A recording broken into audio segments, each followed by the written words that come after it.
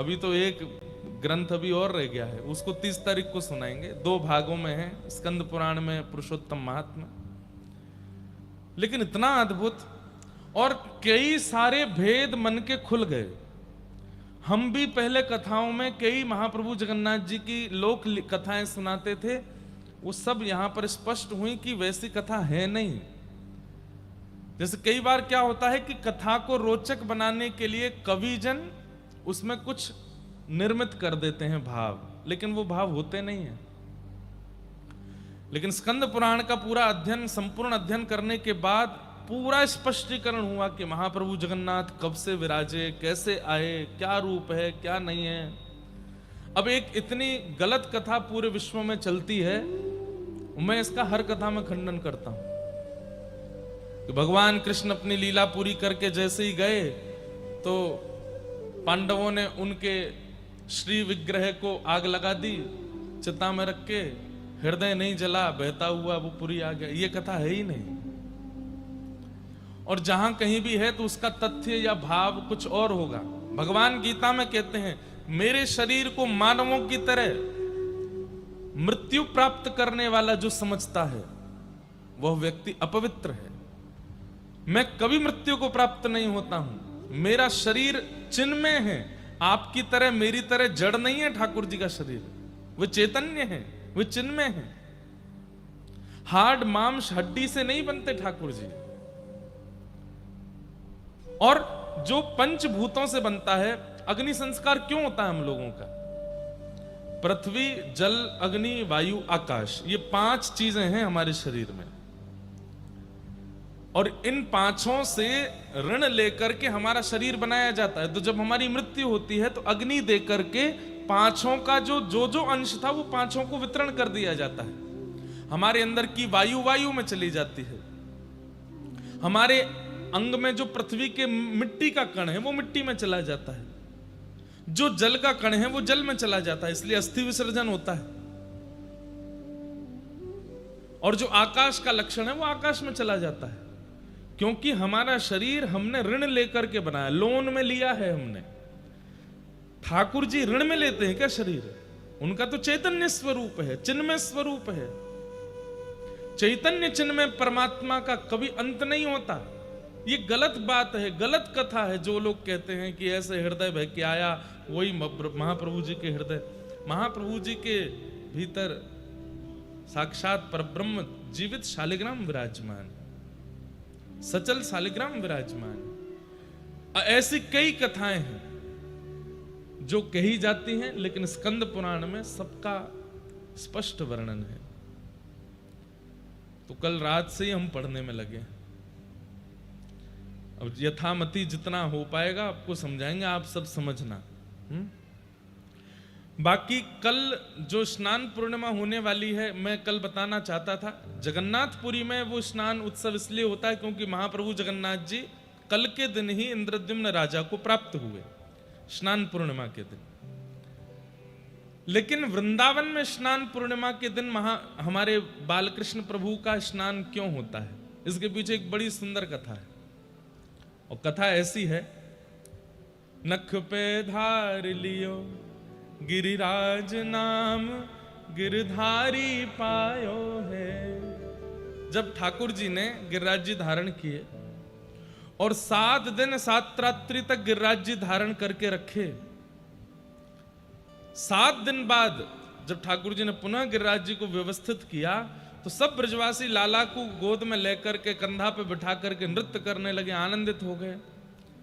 और सबने नंद बाबा से प्रार्थना करी, बोले बाबा अब तुम लाला को राज तिलक कर दो, या को ब्रज को राजा बनाए दो, ब्रजमंडल को राजा बनाओ। तो कहते हैं, ध्यान से सुनना, तो सांडिल्य मुनि बुलाए, गर्गाचार्य जी बुलाए, बोले लाला की राज तिलक की तिथि निकालो। तो बोले पूर्णिमा, कोई पूर्णिमा की तिथि सुंदर थी, बोले इस पे लाला का राज तिलक करो। लेकिन कहते हैं कि गिरिराज उत्सव के बाद भगवान इतने व्यस्त हो गए, क्यों? सब गोपियों ने न्योता दे दिया, बोले लाला एक दिन मेरे घर पधरामनी पे आनो है, अगले दिन वाक्या मधुमंगल ने सबरी लिस्ट बना रखी है, श्रीदामा सब गोपीन से दक्षिणा फिक्स कर रहो है, लाला आवेगो तो कैसे षोडश उपचार करनो है, खातिर कर ले नई गुजरिया रसिया आयो तेरे द्वार। तो गिरिराज उत्सव के बाद लगभग सब ब्रजवासियों के घर में ठाकुर जी प्रसाद पावे जा रहे हैं एक एक दिन। जैसे हमारे गांव का नगर का कोई विशिष्टतम व्यक्ति बहुत बड़ा विजयी होकर के लौटे तो सब घर के लोग उसको बुलाते कि हमारे घर आओ, हमारे घर आओ। तो ऐसे ही ठाकुर जी की भी सब जगह पूछ हो रही है, सब जगह ठाकुर जी जा रहे हैं, आनंदित हो रहे हैं। तो अनेक पूर्णिमाएं निकलने के बाद जब ज्येष्ठ पूर्णिमा आई तब निश्चित हुआ कि याद ना लाला को ज्येष्ठाभिषेक होएगो। प्रणाम प्रभु। श्री जगन्नाथ महाप्रभु की, हमारे महाप्रभु जगन्नाथ जी की जो नित्य ध्वजा की सेवा होती है हमारे भाई ना करते हैं। नरसिम्हा जी आज आए हैं, आपको बहुत बहुत वंदन। आप लोगों ने दर्शन तो किए ही होंगे ना।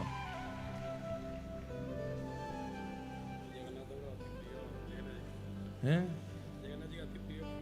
ये हमारा भी अति प्रिय।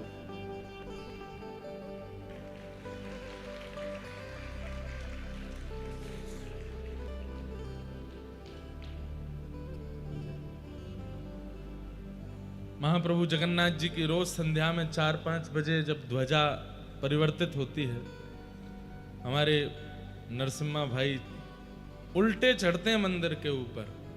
आपका पूरे परिवार और सबका ये महाप्रभु जी की ये सेवा प्राप्त है। और उल्टे ऐसे ऐसे चढ़ते हैं मंदिर के ऊपर जाकर के, फिर वहां ध्वजारोहण करते हैं, ठाकुर जी की ध्वजा परिवर्तन करते हैं। ऐसे हमारे भाई ना आए हैं। सब हमारे ऊपर एक बड़ी कृपा है कि हमारे मित्र संसारी नहीं है, हमारे मित्र सारे मंदिरों के धाम के ही लोग सारे मित्र हैं।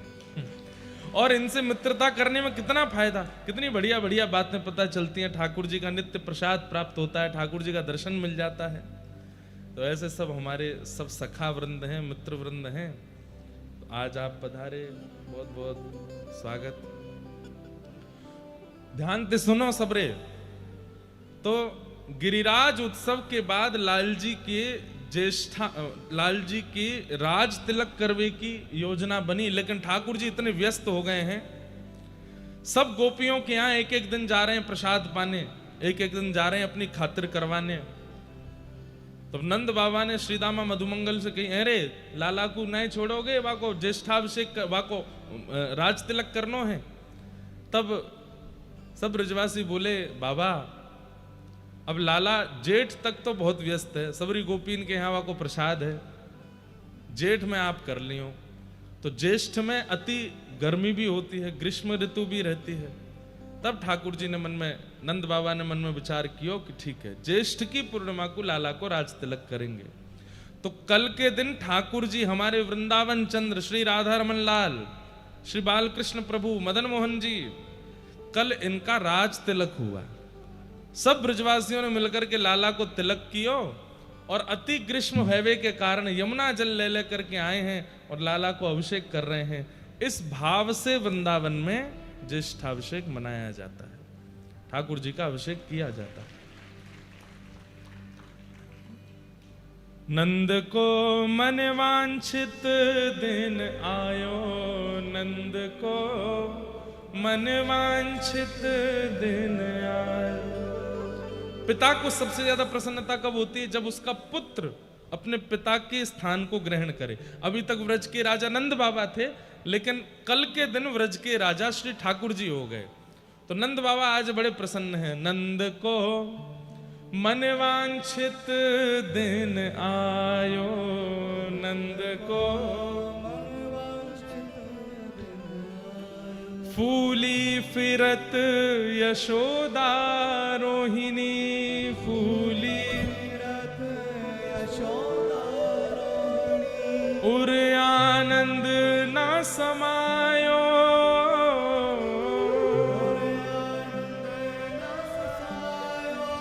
नंद को मन वांछित दिन आयो, नंद को मन वांछित दिन आयो। गाम गाम ते जाति बुलाई, गाम गाम और मोतिन चौक पुरायो,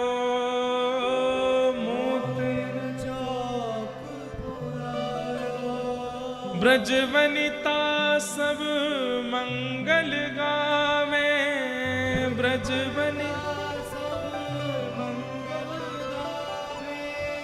बाजत घोष बधायो, बाजत घोष बधायो, नंद को मन वांछित दिन आयो, नंद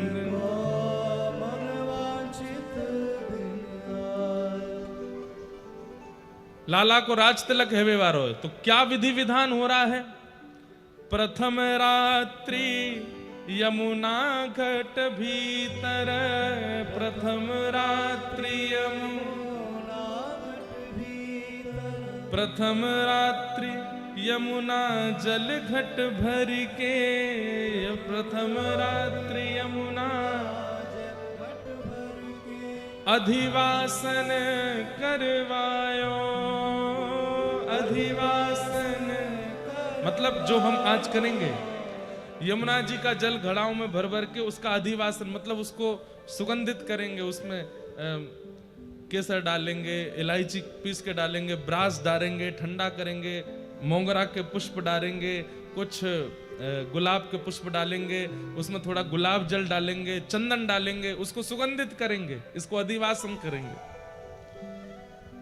उठी प्रभात कंचन चौकी धर, उठी प्रभात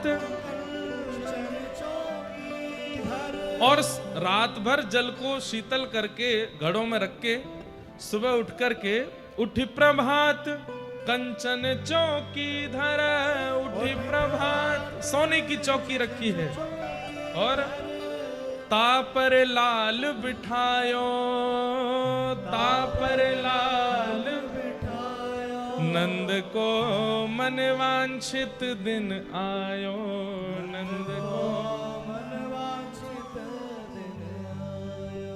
आहा, श्री ठाकुर जी बैठे हैं, मंद मंद मुस्कुरा रहे हैं, चारों तरफ सब ब्रजवासी खड़े हैं और अब एक एक करके आ रहे हैं, लाला को अभिषेक कर रहे हैं।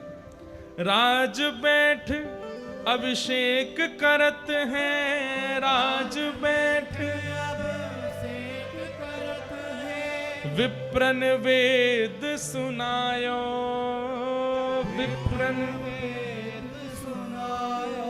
आहा, ज्येष्ठ शुक्ल पुण्यो दिन सुरवधु, ज्येष्ठ शुक्ल पुण्यो दिन हरिक फूल बरसायो, हरिक फूल बरसायो, नंद को मन वांछित दिन आयो, नंद को मन वांछित दिन आयो। रंगी कोर धोती ऊपर ना, रंगी कोर धोती ऊपर ना, कोरी धोती के रंग किए हैं चंदन से, धोती और उपरना उस पर रंग लगाए हैं और आभूषण सब साज, आभूषण सब साज, और लाल जी को उपरना पहना के धोती पहना करके तिलक करके अभिषेक करने के बाद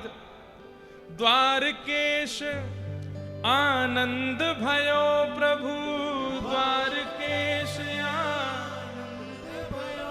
क्यों?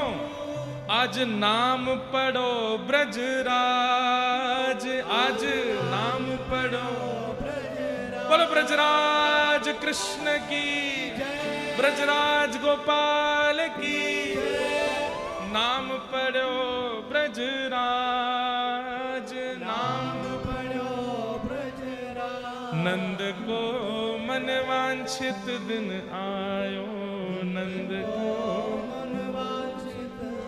तो कल ठाकुर जी का राज्याभिषेक होगा। तो व्रज के भाव से ठाकुर जी का अभिषेक किस लिए होता है कि लाला को व्रज को राजा बनाया गया है। गिरिराज उत्सव के बाद कालिया नाग मर्दन के बाद ब्रजवासी ने कही, याने ब्रज की इतनी रक्षा करिए नंद बाबा, अब तो तुम लाला सुघड़ है गए हो, अपनी गद्दी पर लाला को बैठाए दो। और श्री ठाकुर जी को कल राज्याभिषेक होएगो।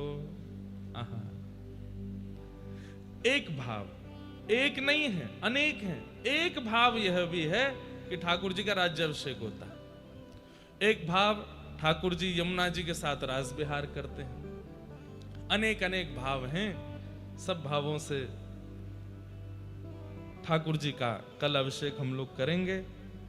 तो कल गिरधर लाल जी का अभिषेक होगा। जिन लोगों ने जनेऊ धारण किया है, यज्ञोपवीत जिनका हुआ है, केवल वे ही मंच पर आएंगे। और वे सब लोग यहां जो सेवा में हैं उनको बता दीजिएगा। ऐसे नहीं कि जबरदस्ती जनेऊ लेके पहने आए बोले ताकि हम भी चढ़ जाएं। देखो, इन बातों का आप ध्यान रखा कीजिए कि अनधिकारी चेष्टा करने से आपको लगेगा कि हम ठाकुर जी को छू लेंगे, ठाकुर जी का स्पर्श कर लेंगे, लेकिन नहीं, उससे अपराध ही होता है। ठाकुर जी ने बहुत छोटे छोटे तो नियम रखे हैं। यज्ञोपवीत धारण करने वाले, गायत्री संध्या बंदन करने वाले वो हमारा स्पर्श करें, धोती ऊपर ना पहनने वाले हमारा स्पर्श करें। और जो भी कल मंच पे आएंगे, ज्यादा लोग तो नहीं आएंगे, ज्यादा से ज्यादा 10-15 लोग बस, नहीं तो हमारा लाला नेक्स्ट तो डर के मारे भाग जाएगा। इतने विशाल ठाकुर जी नहीं है ना। तो सब लोग सिले हुए वस्त्र नहीं पहनेंगे, कोरे उपरना और कोरी धोती, यज्ञोपवीत होना चाहिए, चंदन तिलक लगा करके मंच पर आएंगे। ठाकुर जी का अभिषेक कल होगा। और बाकी सब लोग केवल दर्शन करना और नीचे से आशीष देना, लाला आज हमारो व्रजराज बनो है, ऐसे ही लाला व्रजराज बनो रे। इस भाव से गिरधर लाल जी का अभिषेक यहाँ करके फिर हम लोग जाएंगे महाप्रभु जी का महाअभिषेक दर्शन करेंगे। तो इस तरीके से कल का क्रम होगा। सब लोग सुबह 9 बजे उपस्थित रहिएगा। आइए हम आप सब लोग अब महाप्रभु जी के पुरुषोत्तम महात्म की सुंदर कथा में प्रवेश करते हैं और किस प्रकार महाप्रभु जगन्नाथ पुरी में विराजमान हुए वह सब भाव श्रवण करने का भाव रखते हैं। श्री जगन्नाथ महाप्रभु की जय। बलभद्र सुभद्रा मैया की जय। जय श्री राधे।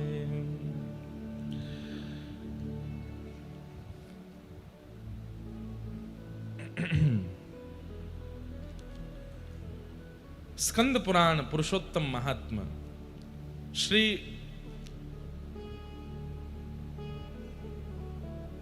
जैमिनी जी प्रवचन कर रहे हैं और ऋषिजन पूछ रहे हैं। स्कंद पुराण में विशेष रूप से हमारे भारत के समस्त विशिष्ट तीर्थों का जो मूल स्वरूप है वो स्कंद पुराण में ही वर्णन है। सब मुनियों ने पूछा, क्या? कस्मिन् युगे सतु मुने इंद्रद्युम्नो भवन नृपः कस्मिन् देशेस्य नागरं कथं वा पुरुषोत्तमं गत्वा चो विष्णु प्रतिमां कारयामास वा कथं एतत् सर्वं विसस्तरतः कथस्य व महामुने। समस्त मुनियों ने मिलकर के जैमिनी महाराज से पूछा कि भगवान हमें यह बताइए कि ये इंद्रद्युम्न राजा कौन है, ये कौन से कुल में जन्मे, कौन से युग में जन्मे, कौन से वंश में इनका अवतार हुआ और इन्होंने ऐसा क्या किया कि इनके पास साक्षात चतुर्धा भगवान पधारे जिन्हें जगन्नाथ के भाव से पूरे विश्व ने वंदन किया। कृपा कर इन इंद्रद्युम्न के बारे में हमको बताइए और इन्हें जगन्नाथ जी कैसे प्राप्त हुए, ये महाप्रभु जगन्नाथ पृथ्वी पर कैसे आए, कृपा कर इनकी पूरी लीला हमें सुनाइए। तब श्री जैमिनी जी महाराज अति प्रसन्न होकर के इंद्रद्युम्न महाराज का परिचय पहले दे रहे हैं और क्या कह रहे हैं? आसीत कृत युगे विप्रा इंद्रद्युम्नो महानृपः सूर्यवंशे सधर्मात्मा सन्नुष्टः पंचमूरुषः। बहुत ध्यान से सुनिए। आज की कथा हम बिल्कुल जो है अभी तक तो गुरुजनों से पढ़े, लेकिन ये कथा हमको जगन्नाथ जी पढ़ा गए हैं, क्योंकि अब गुरुमुख होना आवश्यक होता है किसी भी ग्रंथ को पढ़ने से पहले, लेकिन ये ग्रंथ हमने स्वच्छंद जगन्नाथ जी से ही पढ़ा है। तो स्कंद पुराण के हमारे गुरुदेव जो हैं वो जगन्नाथ महाप्रभु ही हैं, तो इसलिए आप सब लोग बड़े ध्यान से सुनना। जो जो श्लोक अधिकृत हैं उन सबको हम सुनाएंगे और आप सब बिल्कुल एक दर्थ होकर के पूरी कथा श्रवण करो। सतयुग में, अब देखिए, जगन्नाथ महाप्रभु कलयुग के देवता हैं, लेकिन विराजमान कब से हैं? सतयुग से विराजमान है।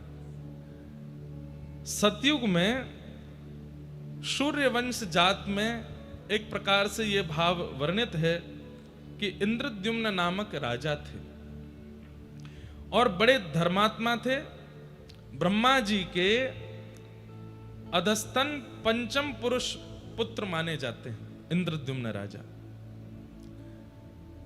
इंद्रद्युम्न राजा का यहां पर स्वरूप इतना सुंदर वर्णन किया गया। वे सत्यवादी हैं, वे सदाचारी हैं, निष्पापी हैं, सात्विक श्रेष्ठ हैं। मतलब ये गुण वो हैं जिन गुणों से ठाकुर जी रीझते हैं।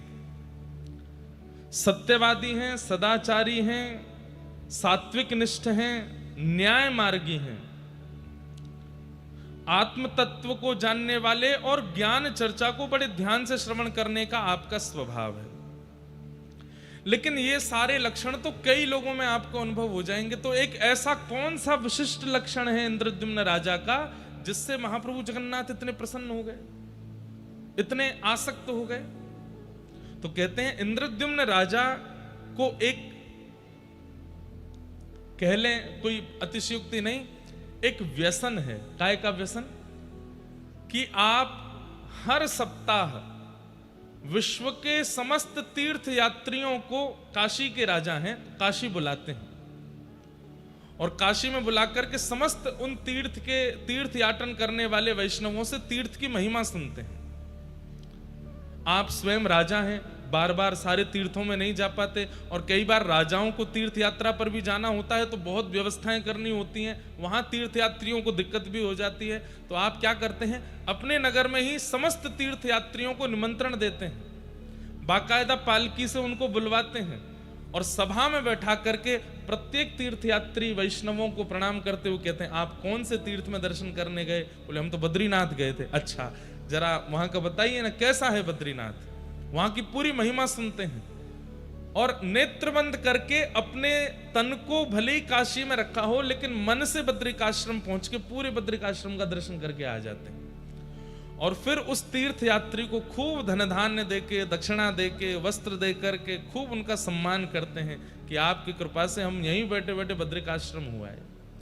फिर दूसरे तीर्थयात्री के पास बैठते हैं, आप कहां से आए? बोले हम दक्षिण भारत में रामेश्वरम से आए हैं। अच्छा, वहां की महिमा बताइए। इस प्रकार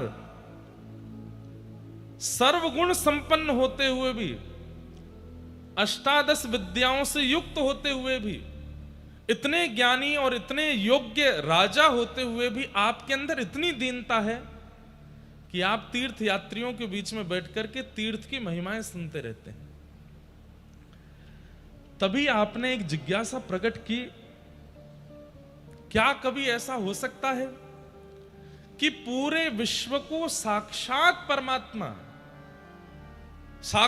परमात्मा का कभी अनुभव हो? क्या ऐसा कोई तीर्थ है या ऐसा कोई धाम है जहां साक्षात सचल भगवान विराजमान हो और उनका दर्शन हम मानव कर सके? इतनी योग्यता तो हमारे पास नहीं कि हम जप करें, तप करें, साधन करें, यज्ञ करें। करते हैं लेकिन कोई ना कोई भूल तो होती है। हे समस्त तीर्थ यात्रियों, हे समस्त तीर्थों में विचरण करने वाले वैष्णवों, मेरी प्रार्थना है, क्या इस धराधाम पर ऐसा कोई स्थान है आप सबसे हमारी प्रार्थना, बिल्कुल हिलो डुलो भी नहीं, सब लोग ध्यान से सुनो। कोई ऐसा स्थान है जहां साक्षात परब्रह्म को अपनी चर्म चक्षुओं से हम देख सकें?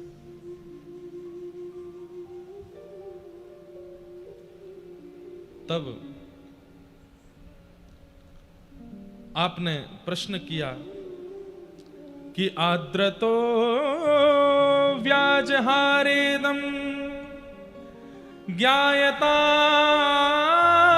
क्षेत्र मुक्तमं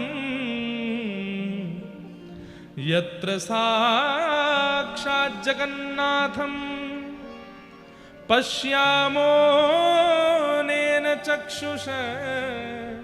जगन्नाथ केवल इन्हीं को नहीं कहते, परम पुरुष परमात्मा जो इस पूरे जगत का रक्षक है वो जगन्नाथ ही हैं। और इंद्रद्युम्न राजा कहते हैं, क्या कोई ऐसा स्थान है जहां पूरे जगत को चलाने वाले साक्षात पर ब्रह्मनाथ विराजमान हो और हम अपने चरम चक्षुओं से उनको देख सकें? क्या इस पृथ्वी पर ऐसा कोई स्थान है? एक प्रकार से इंद्रद्युम्न राजा ने घोषणा करके इसको पूरे विश्व में फैलवाया इस प्रश्न को कि है कोई ऐसा स्थान जहां साक्षात पर ब्रह्म का दर्शन मानव कर सके। तब एक वृद्ध से परम वैष्णव, परम विद्वान, ललाट पर अति तेज है, ऐसे एक तीर्थयात्री परम वैष्णव महात्मा उस सभा में आए और उन्होंने आकर के कहा, राजन आपका प्रश्न मुझे प्राप्त हुआ तो मैं दौड़ा चला आया आपके पास। आपकी जो जिज्ञासा है शायद उसका समाधान मेरे पास है। ये सुनते ही तो इंद्रद्युम्न राजा बोले, क्या हम जीवात्मा प्रत्यक्ष ठाकुर जी को देख सकते हैं? बोले हाँ, एक स्थान है। कहां पर? बोले मैं अपने बाल काल में वहां दर्शन करने गया था। कौन सी जगह है वो? कि औड्र देश इति ख्यातो